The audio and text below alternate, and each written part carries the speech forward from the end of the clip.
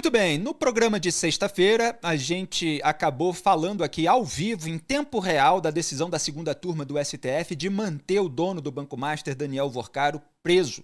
Se formou a maioria, são 5 membros na segunda turma. Dias Toffoli tinha se declarado impedido por motivo de foro íntimo. André Mendonça é o próprio relator, ele que tinha decretado a prisão, portanto ele a defendeu que fosse mantida, e depois dele vieram os votos do Luiz Fux e do Cássio Nunes Marques. E Gilmar Mendes ainda está votando. Como é que é isso de ainda estar votando dias depois? Porque está no plenário virtual. Então foi aberta a sessão no plenário virtual na sexta-feira e eu falei que duraria uma semana. Vai até 20 de março essa sessão. Até a sexta-feira dessa semana, o Gilmar ainda pode enviar o seu voto, subir lá para o sistema eletrônico do Supremo Tribunal Federal. E o Gilmar deve estar caprichando nas tintas para colocar alguma coisinha ali que sirva de casca de banana, pelo menos depois. Mas a gente vai entrar agora nos detalhes dessa decisão, porque Luiz Fux e Cássio Nunes Marques apenas acompanharam o voto do relator. Então eu separei aqui trechos muito importantes e que não tiveram tanto destaque na repercussão do noticiário sobre essa decisão, para a gente ter a dimensão de como atuava Daniel Worcaro. A defesa tentou mandar uma... Chega a ser engraçado ver a alegação. Falou assim, olha... Estão dizendo aí na imprensa que tem um grupo chamado A Turma, que seria um grupo de WhatsApp. Ele não era membro de grupo de WhatsApp. E o Mendonça está dizendo assim, olha, em momento algum, apontou-se que A Turma seria um mero grupo de WhatsApp ou de qualquer outro aplicativo eletrônico, do qual o recorrente faria parte. Trata-se sim, esse que é o ponto importante, de organização composta por conjunto de indivíduos coordenados pelos investigados Felipe Mourão, agora falecido, é aquele que se matou lá na PF, episódio gravíssimo, e Marilson Roseno, sob a liderança e comando inequívoco de Daniel Bueno Worcaro, responsável por dar ordens diretas ao grupo. Em relação à natureza violenta das atividades desempenhadas pelo grupo, ao contrário do que a defesa alega, a autoridade policial identificou e comprovou a prática de atos de ameaças concretas, como se exemplifica a partir do episódio envolvendo o ex-funcionário, que era capitão de embarcação pertencente a Daniel Worcaro. Quanto ao citado fato, a autoridade policial identificou diálogos com evidências que confirmam que a turma procurou o ex-funcionário Luiz Felipe Wojciechowski para lhe coagir, ameaçando de morte, hein? Não apenas ele, mas, próximo print, a sua família, numa ação que foi definida por Luiz Felipe como realizada por 7 milicianos.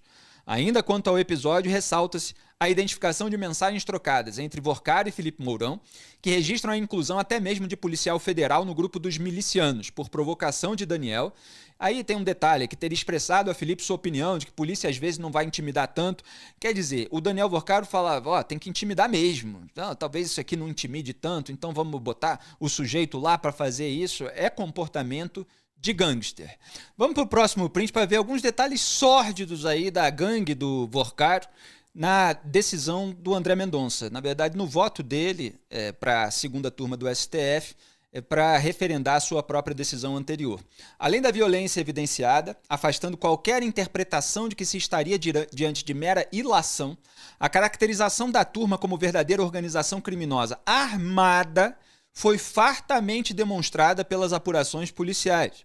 Ao contrário do que afirmado pelo agravante, ou seja, pela defesa do Worcaro, no sentido de que não se verificou a mínima referência a armas de fogo, etc, etc., por ocasião do cumprimento da ordem de prisão de Felipe Mourão, esse que se matou na cadeia, localizou-se em sua residência uma pistola calibre .380 municiada, acompanhada de carregadores e munições, sem registro nos sistemas oficiais, em situação que ensejou a lavratura de auto de prisão em flagrante em seu desfavor pela suposta prática do delito tal. Além da arma ilegalmente identificada na posse de Felipe Mourão durante o cumprimento das ordens de prisão e de busca e apreensão, autorizadas em desfavor do ex-policial federal Marilson Roseno, é outro ex-policial que estava ali na mão do Worcaro. Identificou-se que o referido investigado possuía uma pistola Taurus calibre .40, uma pistola Glock calibre 9mm, uma carabina Ross calibre 22 e uma espingarda CBC calibre 12, além de carregadores e munições de diversos calibres.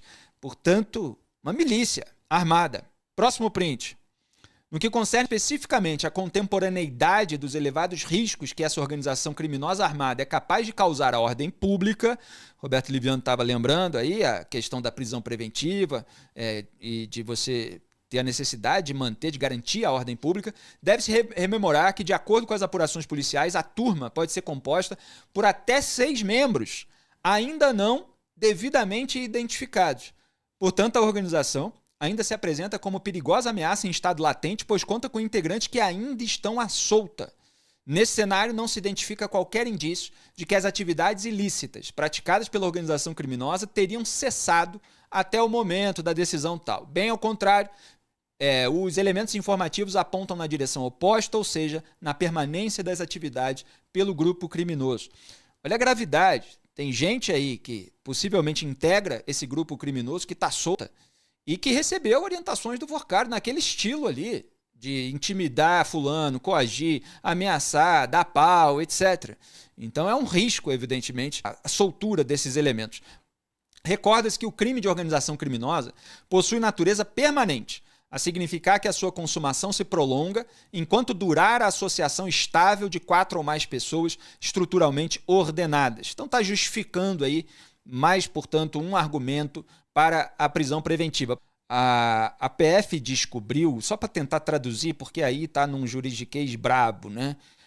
Que os ativos do Daniel Vorcaro tinham sido congelados, mas a PF descobriu que o Vorcaro, dono do Master, ocultou 2 bilhões e 200 milhões, aí está, na verdade, 2 bilhões, 245 milhões, 235.850 reais e 24 centavos, na conta do seu pai, Henrique Vorcaro, na antiga REAG, mesmo depois da sua primeira prisão em novembro. Lembrando que a REAG é essa gestora que está sendo suspeita, inclusive, de movimentar a grana do PCC.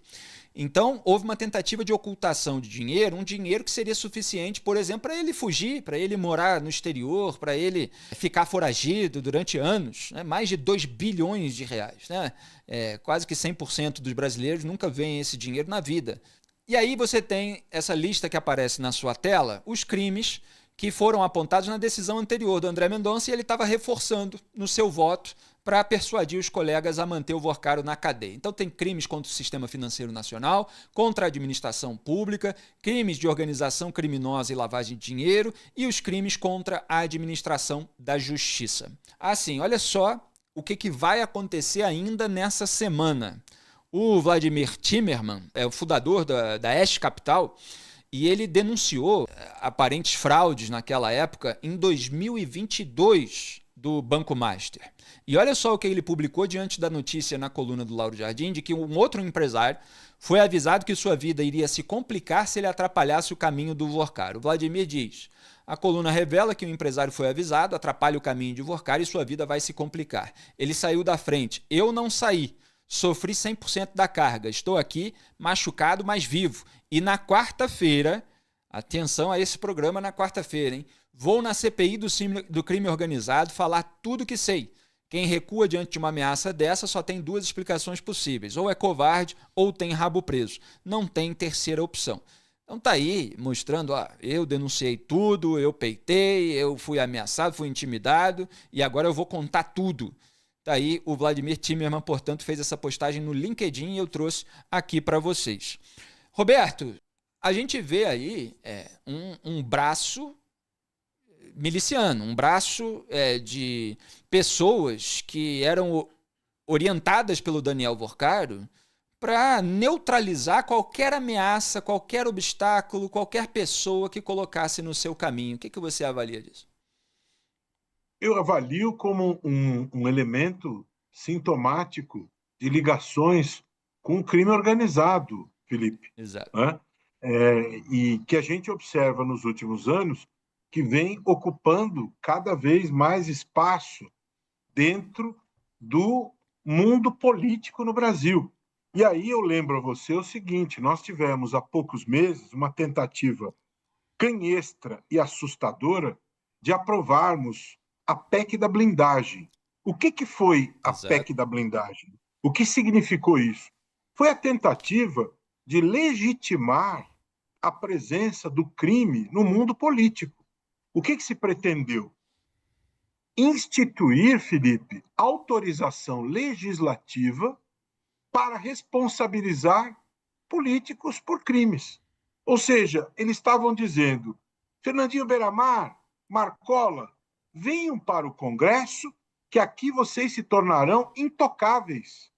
Ninguém colocará um dedo em vocês se nós não autorizarmos. Né?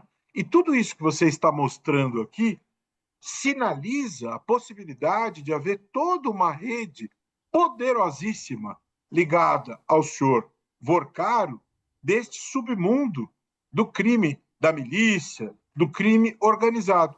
E há pouco tempo atrás, em 21 de setembro, o povo foi às ruas e isso foi brecado no Senado, mas se pretendeu tornar tudo isso legal. Né? Ou seja, só se pode responsabilizar com autorização legislativa. E detalhe, Felipe, na Câmara, isso foi aprovado mediante urgência de votação, sem exame pela CCJ, na calada da noite, de boiada. Como disse um famoso ex-ministro do Meio Ambiente, o senhor Ricardo Salles, né? Enquanto está todo mundo cuidando da pandemia, vamos aprovar as coisas de acordo com o interesse político de ocasião. Né? No Senado, o povo foi às ruas em 21 de setembro, isso foi brecado. Né? Mas a PEC da blindagem, que alguns denominaram de PEC da bandidagem, propunha isto, né? Que a milícia, o crime organizado, a bandidagem tivesse o tratamento de verdadeiros intocáveis. Era isso que se pretendia. Inclusive, um detalhe que muita gente não prestou atenção, dar foro privilegiado a presidente de partido político. Já somos 54 mil detentores de foro privilegiado, e esta PEC propunha que pessoas como o senhor Ciro Nogueira, como o senhor Rueda, também tivessem esses benefícios. Não é? Então, é isso que propôs a PEC da blindagem. Né? Lamentavelmente, depois disso, a lei da ficha limpa foi enfraquecida.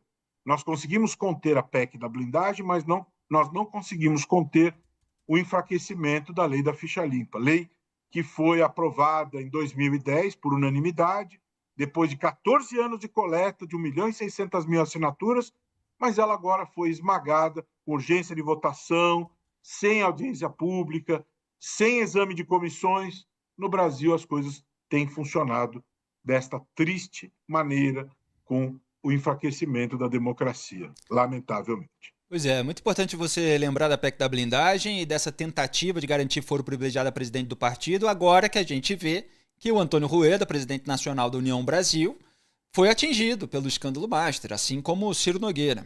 E foi mais um exemplo, essa iniciativa no Congresso Nacional, de como a tentativa de blindar políticos, muitas vezes ligados a casos de corrupção, acaba blindando também o crime organizado. Não foi a primeira vez e possivelmente, provavelmente, não terá sido a última em que isso acontece. E quem acompanha meu trabalho, assim como o do Roberto Liviano, sabe que a gente está sempre lá para mostrar quais seriam as consequências indesejadas daquelas manobras políticas.